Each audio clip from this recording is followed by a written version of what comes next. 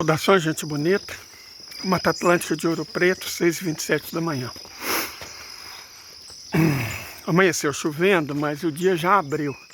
É provável que à tarde chova, mas nós precisamos buscar nosso remédio e também estamos sem alguns mantimentos, então a gente tem que descer de qualquer forma. Vou aproveitar a jornada e eu quero comentar algumas coisas sobre a guerra que já está acontecendo e que tende a se complicar. Para os que têm fé, qualquer tipo de fé, a esposa do seu Jadir não está bem, está internada e tal. Então, né, se vocês puderem uma prece, uma oração, eu agradeço, né? O seu Jadir é uma pessoa muito boa e a esposa dele também é. E é claro que Deus é que sabe de todas as coisas, mas a gente sempre pode rogar, né? Bom, mas voltando iniciando, na verdade, nosso assunto. Gente, eu sinto nos meios que debatem, né, geopolítica, uma predileção pelo assunto guerra. Né, as pessoas preferem o tema guerra do que outros. E, bom, eu entendo, né? Porque você tem toda uma mídia, super-heróis, batalhas, a gente tende a romantizar isso. Eu acho que então, nossa primeira tarefa, inclusive para entender algumas ações da Rússia e do Irã, é não romantizar a guerra. Eu estou sendo cuidadoso porque eu prendi o pingo, e se eu prendi o pingo, o pitoco fica, mas eu tenho medo da bolota descer comigo. Ela malandra. Mas vamos lá. Essa questão de não romantizar a guerra. A gente sempre tem que lembrar que guerras custam vidas humanas, que podem ser perdidas ou destruídas. Porque desviver é um ato permanente e irreversível. Mas a guerra, ela comumente deixa profundos e às vezes irreparáveis traumas físicos, psicológicos, mentais. Então, basta ver os Estados Unidos. A sociedade disfuncional que são os Estados Unidos, você tem praticamente todo dia, aliás, estatisticamente mais que uma vez por dia, um tiroteio acontecendo em alguma escola, ambiente de trabalho, lugar público, com um maluco dando tiro, é fruto da guerra. A epidemia descontrolada de drogas que está devastando os Estados Unidos também é fruto da guerra. As pessoas voltam descompensadas da guerra, porque você vê, faz, ouve, assiste coisas que te destroem psicologicamente. E aí, se você está destruído psicologicamente e você acaba se tornando pai, ou já era pai, ou mãe, né? Os Estados Unidos mandam mulheres para a guerra, você vai criar uma família disfuncional. Pense isso acontecendo de maneira contínua há mais de um século. Em algum momento ia dar ruim. Em algum momento a consequência de geração após geração de pessoas indo para a guerra e voltando descompensadas ia produzir um fruto amargo, né? Que é esse da doença mental que é ser americano. Eu sei que existe uma associação, né, de psiquiatria que dá nome às doenças. Inclusive isso ajuda a vender remédio, acho que é o principal motivo, né? Vender medicamento, trabalhar para a indústria farmacêutica. Então eles transformam tudo em novas doenças e dão nomes. Mas eu sugiro a criação de uma nova doença mental, crônica, ser americano. Sabe, dentro da doença que é ser ocidental, doença mais ampla, ser ocidental é uma doença, existe um subtipo pior, que é ser americano. Então, ser ocidental é uma doença da mente. E ser americano é uma doença grave da mente. Deixa eu só atravessar essa porteira e a gente vai falar um pouco sobre isso. Vejam bem, a psicologia, e aí nós abrimos algumas entradas para dúvida, mas a psicanálise, não precisamos dessas entradas, são ferramentas que servem aos ocidentais. Eu já estive na Ásia e conheço bem a América do Sul. Garanto para vocês que em comunidades andinas, em comunidades indígenas da Amazônia, não são necessários psicanalistas, talvez nem psicólogos. Psicólogo é uma profissão criada para tratar a doença mental que é ser ou se achar ocidental. A psicanálise, isso é nítido, certo? Na psicanálise isso é muito nítido. Porque, veja bem, o que é ser ocidental? Você tem uma crença de que só existe uma verdade e que ela importa, sabe? Possuir ela é uma coisa que te faz especial, é uma coisa que você deve aspirar. Então isso é devido desde Sócrates, né? O famoso erro socrático comentado por Nietzsche, a crença de que a verdade só existe de uma forma e que tê-la é moralmente superior, sabe? Tem uma vantagem moral. Tipo, dizer a verdade é algo moralmente superior, desejável. Como se a verdade fosse uma coisa, tipo assim, super especial. E buscar a verdade é um caminho de virtude e nobreza. Cara, eu amo essa planta. Essa cor vermelha eu não tenho. Eu tenho que dar um jeitinho. Levar umas sementes. Que eu tenho uns lá em cima, inclusive ganhei e quero plantar mais. Então essa obsessão com a verdade e a ideia de que só existe uma verdade. Aí nós temos aí o erro platônico, né? A verdade é importante. Só existe uma verdade que coincidentemente é que a pessoa domina. Certo? Por que o Ocidente tem tanta... É até difícil achar um adjetivo, mas é uma convicção de que eles são mais importantes, sabe? Eles importam mais que os outros, eles conhecem a verdade. O cristianismo se baseia nessa premissa, né? Os cristãos são superiores porque supostamente conhecemos uma verdade revelada. O islamismo também, apesar do islamismo ter surgido na Arábia, as raízes dele são profundamente alicerçadas em crenças ocidentais. O que explica por que, basicamente, eles são o único povo não ocidental que praticou escravidão ativamente, certo? Porque se você tem a verdade, e a verdade diz que você pode ter escravos, está tudo certo, você não tem que fazer considerações morais. Então a crença de que a verdade está com você te permite ser amoral ou imoral. Se eu estou falando a verdade, se essa verdade me foi revelada principalmente, foi Deus que quis.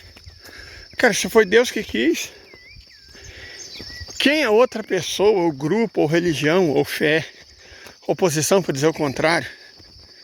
Quem é qualquer um para se indispor contra Deus? Então essa crença de que só existe uma verdade e que eventualmente essa verdade é revelada para alguns escolhidos é que criou, por exemplo, o judaísmo. O judaísmo originalmente, o judaísmo original, ele não era uma religião monoteísta. O judaísmo que nós conhecemos, talmúdico, ele surge no Irã, durante o cativeiro da Babilônia. Foi lá que eles tiveram acesso à ideia de Deus único, que é uma espécie de verdade revelada, né? Só existe um Deus e Pai, não sei o quê.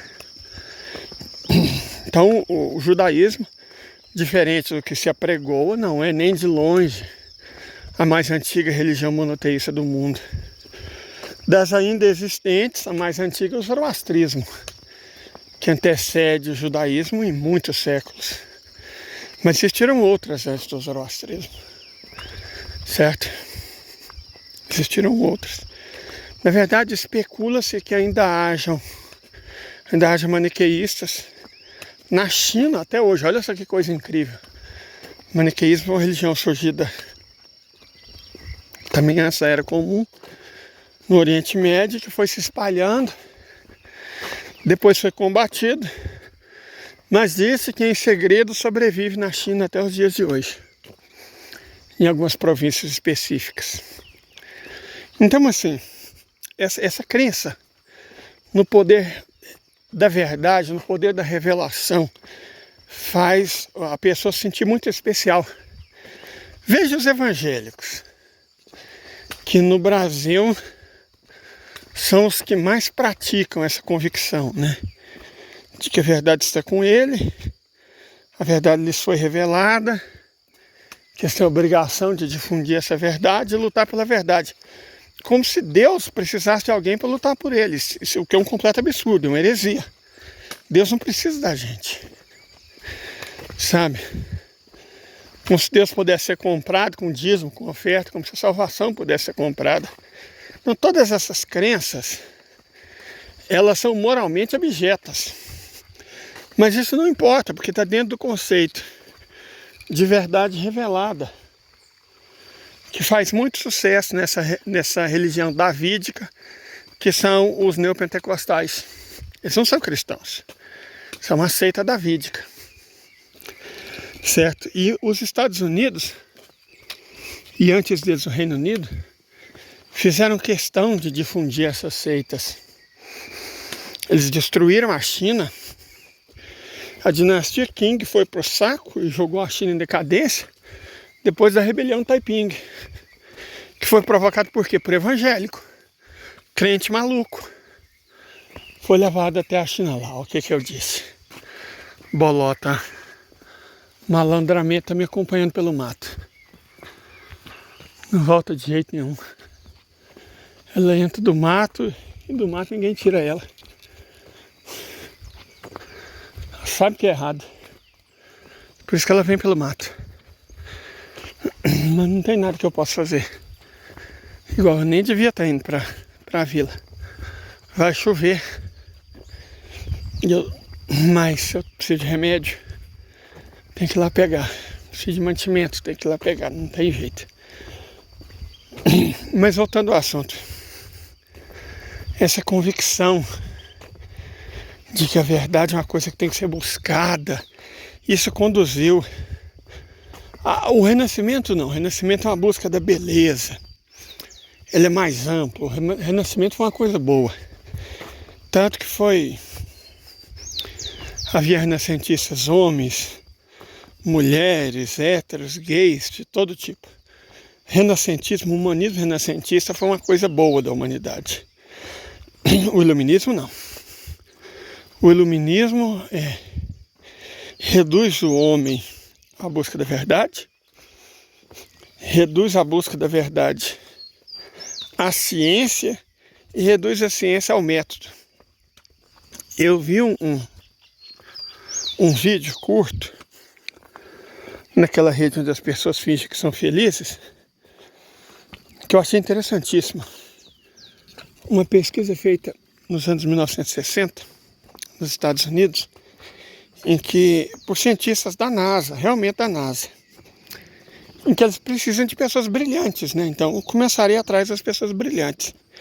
Chegaram à conclusão que, de modo geral, as crianças de 5 anos, 98% eram muito criativas, tinham potencial para ser geniais. Aí você passava para crianças de 9 anos e esse percentual caía para 70%. Crianças de 12 anos, 30%. Até que quando chegavam a adultos, a vida adulta, o percentual de pessoas criativas ao ponto de poderem ser considerados brilhantes era de 2%. Aí o estudo foi atrás da resposta. Como as pessoas nascem inteligentes e foram se tornando cada vez mais burras? Porque a verdade é essa, né? Simples, com a educação, o ensino. Eu falo isso há muito tempo. Que as pessoas colocam os filhos em escola particular, querendo que elas tenham um futuro e não sei o quê, que elas, né, saibam mais e tal. Eles estão destruindo os filhos delas. A escola pública, de certa forma, também. Porque segue o manual imposto pelo Estado, onde grupos como aquele que a gente não pode citar, né?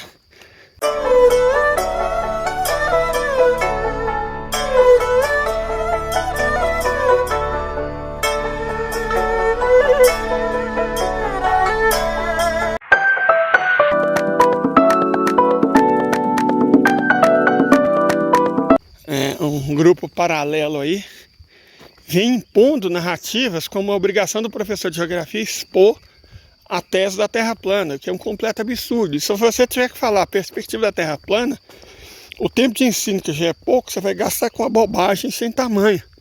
Depois eles vão querer que você fale o quê? A favor do criacionismo. Então, resultado, a escola, pelo menos, incutiu alguns conhecimentos que eram verdadeiros. Mas se depender de grupos de extrema-direita como o Brasil para Lerdos, em breve você vai colocar burrice na mente das pessoas. Então, além de tolir a criatividade, de tornar as pessoas burras, vai impedir elas de ter acesso ao conhecimento. Certo? Se o professor tiver que ficar perdendo tempo com bobagem igual criacionismo e teoria da Terra plana, que é o que eles querem obrigar. Certo? Já está acontecendo em alguns lugares dos Estados Unidos. Então veja bem, o que importa aqui é que a educação tira a criatividade das pessoas e na prática torna elas mais burras. Sabe, quando você vê o fenômeno dos mini-coaches, dos coaches crianças, você percebe o tamanho do buraco onde a gente foi jogado. Quer dizer, o moleque lá não tem noção do que está falando e está falando merda na internet, e pior do que isso, está sendo ouvido, está sendo seguido. A estupidez encontra ouvintes, a estupidez encontra seguidores. Aí você tem uma outra onda que é de adolescentes e jovens, não precisa de faculdade e tal, não sei o quê. Você não acabou de falar que educação formal tolhe a criatividade e, né, deixa as pessoas tecnicamente mais burras? Sim, mas qual é a alternativa? Sabe, é como se você tivesse alguns bebês dentro da água e eles sujassem a água. E aí você fala, cara, não dá para deixar bebê dentro da água e simplesmente jogar essa água fora da bacia com os bebês dentro. Não dá para fazer isso. O que você tem que fazer é um sistema de ensino que, ao invés de tolir a criatividade, a permite desenvolver, né? Não acabar com o sistema de educação, tornar ele ainda pior, com uma máquina de difundir. Porque a burrice é uma coisa, a estupidez é outra. É a ignorância. Então, o que esses grupos como Brasil para Lerdos, os criacionistas, os terraplanistas querem é que as pessoas, além de serem ensinadas coisas totalmente nada a ver, ainda aprendam coisas erradas. Quer dizer, é a domesticação pura e simples. Sabe, uma coisa medonha. E esse processo todo se desenvolveu no Ocidente. O Martianov, ele fala muito da importância geopolítica, inclusive, que tem o fato de que os Estados Unidos e o Ocidente, no modo geral, têm se mostrado incapazes de produzir lideranças que consigam compreender o mundo e interagir com ele. Martianov, ele não é o único. Deixa claro, as elites ocidentais são tremendamente estúpidas e estão cercadas de pessoas incapazes. Isso impede eles de manobrar, de interagir com o mundo, de produzir, certo? E aquilo que eu estava falando ontem a respeito da estratégia absurda, de tanta estupidez do Estado de Israel e dos Estados Unidos, da OTAN, de jogar takfiris, né, que eles treinam, contra a Síria. Falei, cara, isso foi muito estúpido. Porque você vai acabar... Eu falei antes de acontecer. Você vai acabar levando a uma guerra santa. E isso vai prejudicar ainda mais a situação do Estado ilegítimo. Dito e feito, os russos, inteligentes e espertos como eles são, perceberam o potencial, colocaram o líder do batalhão Arrimate para convocar uma guerra santa, não contra Israel. Guerra santa contra os takfiris. Não para libertar a Síria, mas para libertar a humanidade do mal. Então é o tipo de coisa que, né? E ato contínuo, no dia seguinte, o chefe do batalhão Arrimate, e basicamente os muçulmanos russos são quase todos sunitas. Mas no dia seguinte, o líder supremo do Irã, o Ayatollah Said Ali Khamenei, confirma as palavras do líder do batalhão Arrimate e valida a guerra santa, a jihad santa, contra os takfiris. Repare, não é contra o Ocidente, não é contra Israel, é contra os takfiris. Certo? Validou a jihad santa contra os takfiris. E aí ontem mesmo, nos comentários, o povo já estava comentando que de fato, dezenas de milhares de pessoas, inclusive linhas de tanques, já estavam se dirigindo à Síria para combater os takfiris. Falei, cara, eles vão perder Alepo assim. Vão perder Alepo desse jeito. Alepo vai ser libertada não pelos sírios, mas por todos os muçulmanos do mundo. E depois que eles libertar Alepo, já que eles estão lá, é quase certo que eles partam para quem mandou os takfiris, né? Eles partam para cima do Estado ilegítimo. Então vejam bem, a única coisa que o Estado ilegítimo conseguiu foi piorar uma situação que já era ruim. Porque Israel vem de uma derrota contra o Líbano. E agora vai ter não vai ser uma derrota, vai ser um banho na Síria. Eles não vão ser derrotados. Os aliados deles serão exterminados. Porque na Guerra Santa não tem espaço para negociação. Então eles serão exterminados na Síria. Foi uma estupidez muito grande. Certo? Uma estupidez enorme. Totalmente desnecessário. Se eles conhecessem um pouco a cultura islâmica, se eles respeitassem um pouco a cultura de outros povos, isso não teria que ter acontecido. Agora eles vão sofrer uma derrota fragorosa, avassaladora, eu diria definitiva, por conta da própria estupidez. Claro, houve a prontidão russa de aproveitar, né, a burrice do adversário. Mas era totalmente desnecessário. Sabe, uma guerra que era totalmente desnecessária. Mas não, né? Eles têm uma verdade revelada. No caso deles, dos sionistas, que diz que eles são um povo escolhido. Se eles são um povo escolhido, eles podem fazer o que quiser. E as ideias deles são sempre boas, já que eles foram os escolhidos. E se eles foram escolhidos, algum motivo deve ter, né? É assim que eles pensam. Então essas convicções ocidentais, elas levam à tomada de decisões estúpidas com consequências muito graves para toda a sociedade, para a civilização como um todo, né? O Ocidente está desmoronando por causa disso. A ideia tosca de liberdade que o Ocidente tem, que é fazer o que quiser. Cara, fazer o que você quer não é ser livre, é ser egoísta. Certo? Ah, eu faço o que eu quero porque eu sou livre. Não, você faz o que você quer porque você é um egoísta sem noção, um psicopata que não leva em consideração os outros. Você pode chamar isso de liberdade, como você pode chamar isso de grão de bico.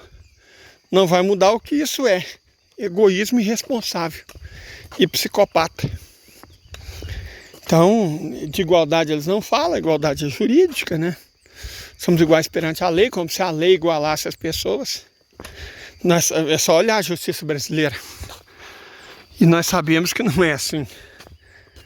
Ah, gente, olha só. Uma coral. Eu sempre vejo cobras aqui. Essa é a primeira vez que eu estou conseguindo filmar. Eu não sei se essa é a verdadeira ou se é a falsa. Não ver, né? Não vou falar, cobrinha me pique. Se eu morresse é a verdadeira, se eu não morresse é a falsa. Queria mostrar pra vocês uma jararaca. Uma jararacuçu, na verdade. Que tem aqui, não tem na minha região de origem. Ela é muito bonita, venenosa, mas é linda. Ela tem uma cor entre o castanho e o creme claro na parte de cima, né? E a lateral dela são manchas preta e branca muito bonitas. Uma cobra muito bonita. Venenosa, claro, mas muito bonita. Principalmente depois de chuva, é natural que os bichos atravessem a estrada. Por isso que você não pode ficar andando, olhando, como se diz em goianês, para Antonte. O que significa olhando para Antonte? Antonte, olha lá, o cachorro malandro. Tá vendo? Ele veio me seguindo. Não adianta. Agora, eu sabia que ele ia me seguir. Não tem muito que eu possa fazer. Antonte é uma abreviação da expressão antes de ontem. Então, ficar olhando para antes de ontem. Ou seja, uma coisa que já passou, que não influencia. Olhar para Antonte significa isso. Quando você está andando num lugar igual esse, você tem que lembrar que você está atravessando uma mata. Então, você tem que ficar atento ao cheiro. Como eu disse, assim que você percebe uma onça, você tem que ficar atento às árvores, aos galhos, que eles podem cair. Tem que ficar atento ao barranco. Tem que ficar atento ao chão também. Né? Vocês acabaram de ver uma cobra passando. Aquela era pequena, não sei se era verdadeira ou se é falsa. Mas vocês viram que cobras passam. Então, você tem que estar atento. Por isso que eu ando devagar. Não dá para simplesmente correr. Você tem que estar prestando atenção em tudo, ainda mais que eu estou falando, né? Mas só para encerrar esse vídeo, o Martianov, retoma ele, diz que a liderança ocidental é absolutamente incapaz de produzir, por exemplo, diplomatas ou líderes, né, governantes. E se você olha, cara, olha o nível dos governantes. Por exemplo, Ursula von der Leyen, Olaf Scholz, Joe Biden, esses caras são... Chega a ser vergonhoso que eles governem quem eles governam. São seres incapazes. Você olha uma Helena Baerbock, aquela mulher é uma psicopata. Ela é uma psicopata. Uma pessoa que fala, não estou preocupado com os alemães. Importante derrotar os russos e acabar com o aquecimento global. Quer dizer, é uma petulância, uma arrogância. Os alemães, o governo alemão, né? O Olaf Scholz vai ser massacrado nas eleições. O Partido Verde vai deixar de existir. Todas as eleições que eles disputaram, teve eleição que o Partido Verde não conseguiu eleger um deputado sequer. Quer dizer, vão ser massacrados. E aí fica com essa cara de pangofa, mas por que está acontecendo? Por quê? Você tornou a vida do povo europeu miserável, cara.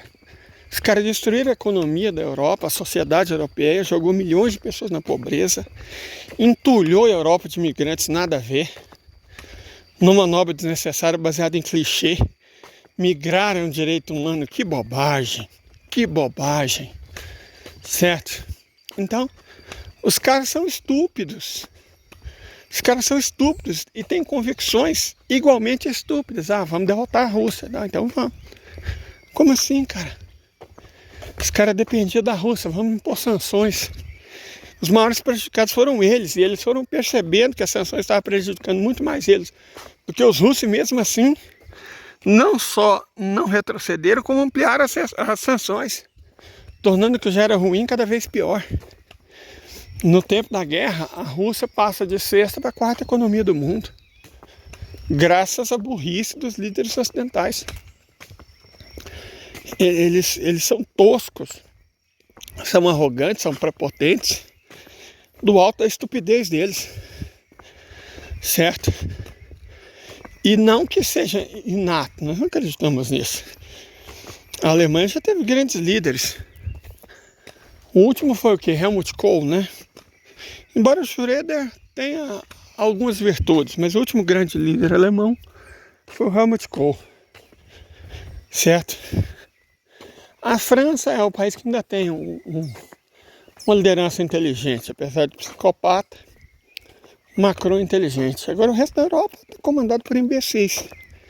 E se você deixa imbecis comandar um barco no mar tempestuoso, gente, o naufrágio é certo. Então, quando eu falo, essa guerra já está decidida. O Ocidente não vai só perder. Perder acontece. O Ocidente vai deixar de existir. Não vai ser imediato, não vai ser de uma vez, mas ele vai deixar de existir. Sabe? Ou existir marginalmente, como Polinésia, sabe? Uma curiosidade da humanidade. A era do domínio ocidental sobre o mundo acabou. A verdade é essa. O domínio ocidental pelo mundo morreu. Acabou, simples assim. Certo? Então, nesse primeiro vídeo, nós queremos deixar claro isso, Leider. Quem vai vencer a guerra? Vocês ainda têm alguma dúvida? Vai ser a Eurásia. E o que vai acontecer com os perdedores? Bom, o domínio deles sobre o mundo vai acabar. É aquele que o Putin chamou de dar fim ao baile dos vampiros, que sugaram o planeta por 400 anos. Na verdade foram quase 600, né? Que começa a conquista de Celta pelos portugueses, o Ocidente. Mas o Putin está certo, o baile dos vampiros vai acabar. Eles podem até continuar dançando a dança deles, mas não vai ser nem de longe a melodia mais tocada no mundo. O leitmotiv, que acaba sendo o que importa, não vai ser mais o deles. Vai ser o do multiculturalismo eurasiano. É sobre isso. E agora eu vou passar pelo trecho mais perigoso da mata. Só vou filmar lá embaixo. Então o meu próximo vídeo vai ser só quando eu já tiver terminado a descida. Até mais.